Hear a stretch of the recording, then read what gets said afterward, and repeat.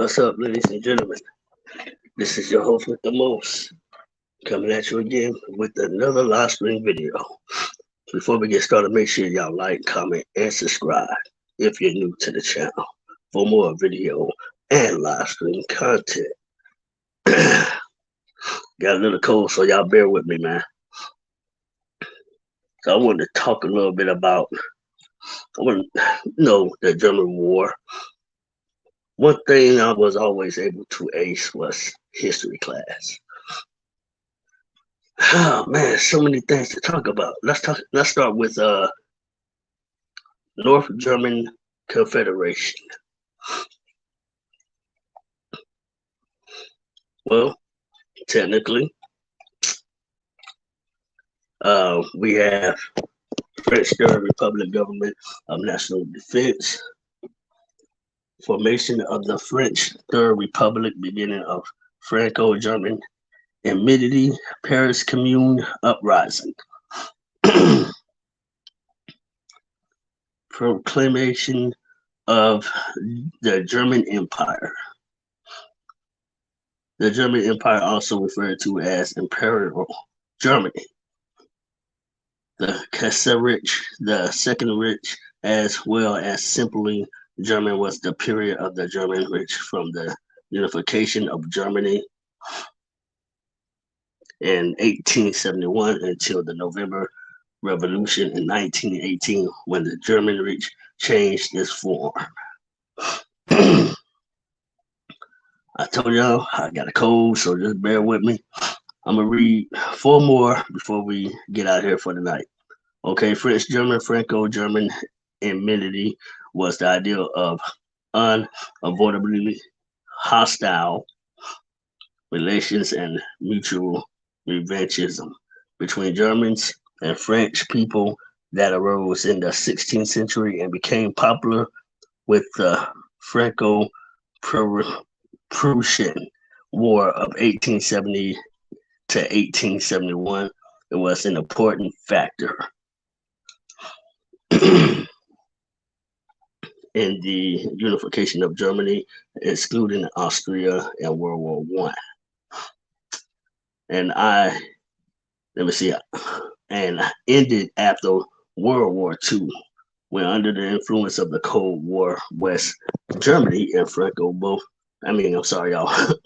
and France both became part of NATO and the European Coal and Steel Community. So I'm educating some of y'all.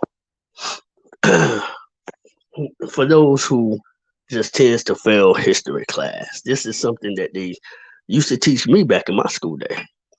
You know what I'm saying? But these are things that I like to discuss, study, research. Just giving y'all a little taste of what I love to study, man.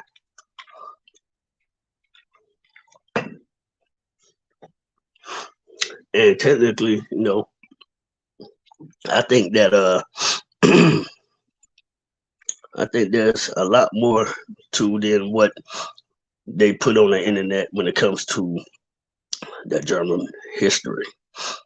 So the rivalry and cultural differences between Gauls and Germanic tribes, the pre-Roman cultures that gradually evolved into France and Germany, were noted by Julius Caesar. Y'all know who he is.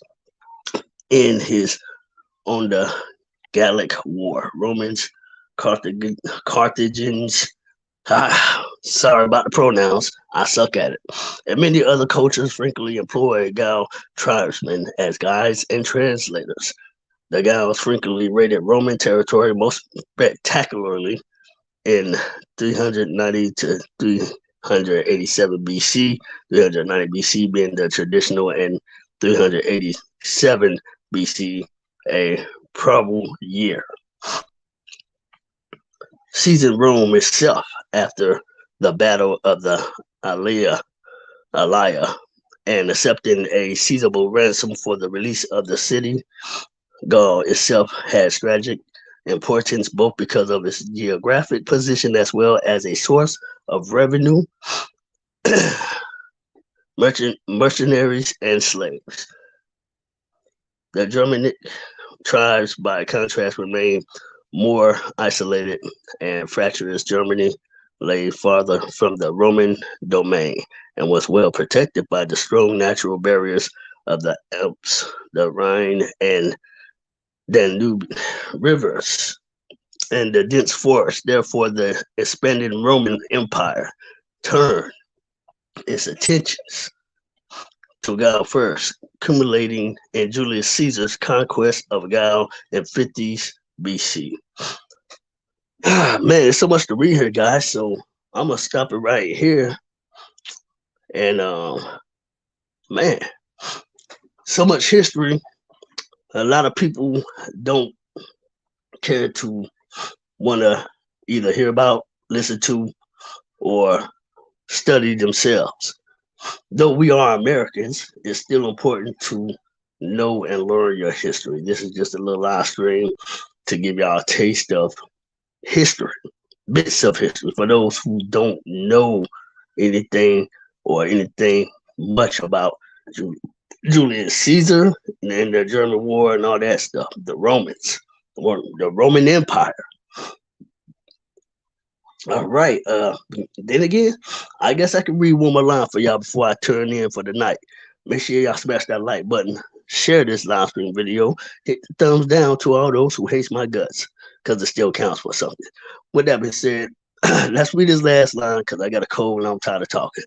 Because of its closer proximity to Rome and less formidable geographic obstacles, Rome was able to consolidate its control of Gaul for the next 3 centuries until the crisis of the 3rd century. Gaul was integral part of the Roman Empire. Gaul gradually became Romanized as people adopted Roman customs and melding their own ingenious tongues with Latin to produce Old French, with which through the Middle Ages evolved into French. Wow, man, some of these words are tough. I'm not that well with pronouns. Please, I ask y'all to bear with me. Germania, on the other hand, was never fully Romanized. Western Germany, known to the Romans as Germania, was not integrated into the empire until the 1st century AD, and the Romans gave up trying to conquer and Romanize the eastern half of Germany after the disastrous Battle of Teutoburg Forest. Well, we're gonna end it right here, ladies and gentlemen, because that's so, like I said, there's so much to read, man. So French, German enmity. The German War, Part 1. This will be Part 1, y'all.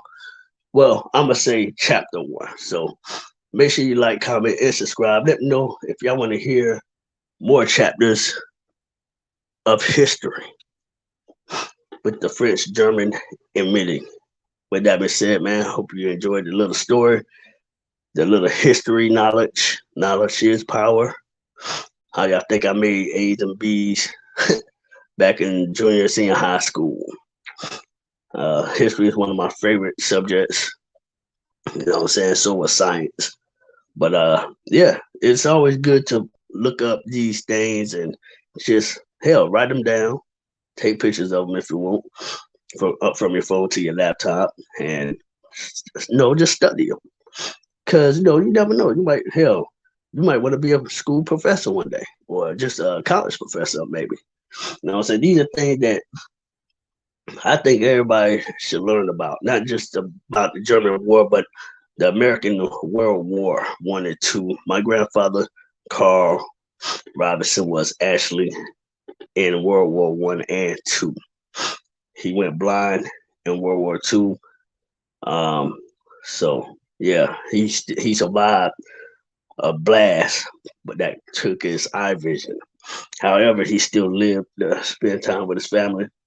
I was just born at the time.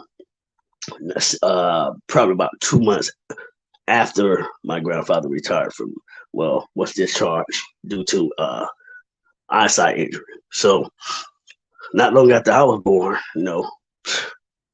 granddaddy was taking care of the fam, man. He came back home, took care of the fam, talked about his war stories and stuff. So yeah, man, it's very interesting. And this is pretty much why I love speaking about the Cold Wars and all this, because basically, for what my dad told me, his dad used to tell him stories about the Cold Wars and all this. And my grandfather's been all over the world, y'all. So I know just bits and pieces of what my grandfather been through, what he done overseas, and being a hero, becoming a hero, saved thousands of people. Yeah, man. So with that being said, like, comment, subscribe if you're new. Smash that like button. Hell, share the video, man, if you want. With that being said, I'll be back with another video live stream. We'll start on chapter 2 either tomorrow or the day after tomorrow. It all depends on how I'm feeling because I'm still sick.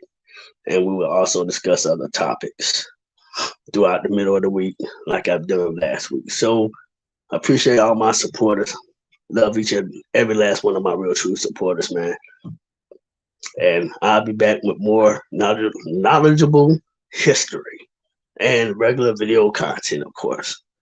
All right, guys, with that being said, CJ signing out.